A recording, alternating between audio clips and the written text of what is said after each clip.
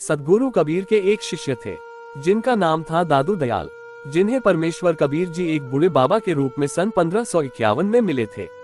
दादू जी बहुत दयालु स्वभाव के एक कवि व संत थे। यही वजह है कि उन्हें दादू दयाल के नाम से भी जाना जाता है। जिन्होंने अपने उपदेशों में परमेश्वर कबीर जी की महिमा गाते हुए बताया कि सर्वशक्तिमान एकमात्र कबीर साहिब जी हैं। उनके अनुयायी दादूनवासी कहलाए जाते थे तथा उनके नाम से चलने वाले पंथ को दादू पंथ के नाम से जाना जाता है।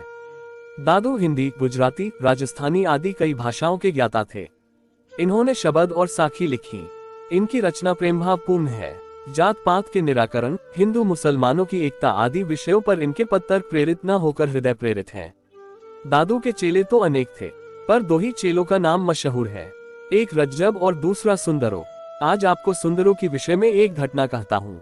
दादू की मृत्यु हुई, तब दादू के दोनों चेलों ने बड़ा अजीब व्यवहार किया। रज्जब ने आंखें बंद कर ली और पूरे जीवन कभी खोली ही नहीं। उसने कहा जब देखने लायक था वहीं चला गया तो अब और क्या देखना। सो रज्जब जितने दिन जिया आंखें बंद किए रहा। और दूसरा सुंदरो, उधर दादू की लाश उठाई जा रही थी, अर्थी सजाई जा रही थी। वह शमशान घाट भी नहीं गया और दादू के बिस्तर पर उनका कंबल ओढ़कर सो गया। फिर उसने कभी बिस्तर नहीं छोड़ा। बहुत लोगों ने कहा ये भी कोई ढंग है, बात कुछ जचती नहीं, ये भी कोई जागृत पुरुषों के धंध हुए। एक ने आंख बंद कर ली और दूसरा बिस्तरे में लेट गया और फिर उठा ही नहीं जब तक मर नहीं गया। इस मामले में दादू बहुत भाग्यशाली संबुद्ध थे। वैसे तो उनके बहुत चले थे, पर ऐसे हीरे शिष्य, अनमोल रत्न बहुत कम गुरुओं को नसीब हुए हैं। नानक, कबीर, रैदास, फरीद, किसी के पास भी ऐसी अद्भुत जमात नहीं थी जैसे दादू के पास थी। दादू ने बड़े बेजोड़ और अद्वितीय हीरे इकट्ठे किए थे। कबीर, बुद्ध, महावीर भी इस संबंध में पीछे रह गए। दादू में कुछ कला थी शिष्यों को पुकार लाने की। दादू में कुछ कला थी शिष्यों को अपने से जोड़ लेने की। उनकी जमात बड़ी थी, उनका संबंध बड़ा था, लेकिन उन सब हीरों में रज्जब और सुंदरो तो कोहिनूर थे। सुंदरो, इधर लाश उठी उधर वह बिस्तर में समा गया। उसने ओढ़ लिया कंबल दादू का। सुंदरो का इतना तादात्म्य हो गया था दादू से कि बहुत बार ऐसा हो जाता था कि सुंदरो बाहर बैठा है और कोई आया है दादू से मिलने के लिए, और वह पूछता है दादू कहाँ है, मुझे दादू जी के दर्शन करने हैं। तब सुंदरो कहता कि ये जो तुम्हारे सामने बैठा है ये कौन है, करो दर्शन। वह आदमी भी कुछ अचरज में भर जाता और सोचता कि शायद इसका दिमाग खराब हो गया, पर नहीं, सुंदरो का दादू से इतना तादात्म्य था, उसने अपने होने को ऐसे लीन कर दिया था कि अब सुंदरो जैसा कोई व्यक्ति था ही नहीं। अंदर केवल एक ही नाद था।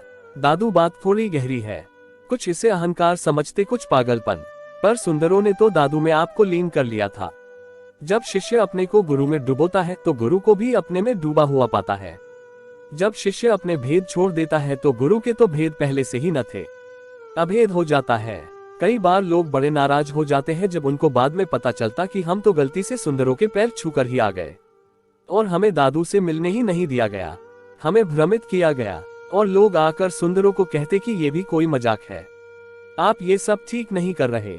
और बात दादू तक जाती तो दादू केवल हंस भर देते, पर लोग हैं कि खुश नहीं होते कि हम तो मीलों चलकर आए थे आपके चरणों की धूल लेने, और ये पागल है कि हमें वापस रास्ते से कर दिया। पर सुंदरो इससे जरा भी विचलित नहीं होता और कहता कि तुमने नमस्कार किया और वह पहुंच गया दादू तक। विश्वास नहीं है तो पूछ सकते हो। अब वैसे तुम्हारी जिद शरीर की है तो फिर अंदर बैठे हैं दादू जी और छू लो पे। अगर आत्मा का सवाल है तो मेरी आंखों में झांक लो तो तुम्हें दादू की आंखों की झलक नजर आएगी।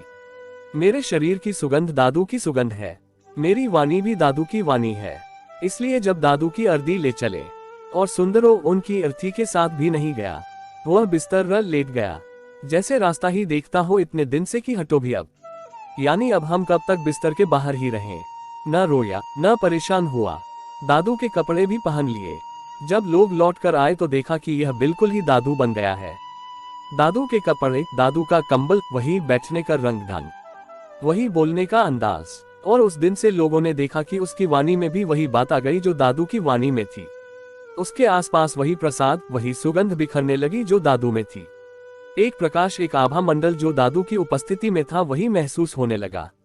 लोगों की समझ में नहीं आ रहा था कि हम तो दादू के शरीर को अपने ही हाथों से चिता पर चढ़ाकर आए हैं। और उसके बाद जो सुंदरों ने जो पद लिखे हैं उनमें वह दादू के ही नाम का उल्लेख करता है। कहे दादू, लिखता था सुंदरो, लेकिन पद सुंदरों के थे। लोगों ने लाख समझाया, कपड़े बिस्तरे कंबल तो बात ठीक है, पर ये वाणी वाली बात ठीक नहीं है। आने वाले बाद के दिनों में लोगों को भ्रम होगा कि कौन से पद दादू के हैं और कौन से पद आपके हैं। यह परख करनी भी मुश्किल हो जाएगी, तो कृपा आप ये न करें तो बेहतर होगा। तब सुंदरों ने कहा कि तय करने की जरूरत ही क्या है, सभी वचन तो उनके ही है। अब सुंदरों है कहा। सुंदरों कब का गया? सुंदरों पहले दिन ही मैं उनके पैरों में गिरा था, उसी दिन चला गया था, उसी दिन चला गया था। तुमको देखने में देर लगी, बात और मैं तो उसी दिन समझ गया कि अब इस आदमी के सामने क्या टिकना, इस आदमी के साथ क्या बचना, इससे क्या अलग थलग रहना, इसके साथ तो एक हो जाने में ही मजा है। बूंद मेरी उसी दिन सागर हो गई थी। तुम मानो या न मानो, लेकिन जब बूंद सागर में गिरती है तो सागर हो जाती है।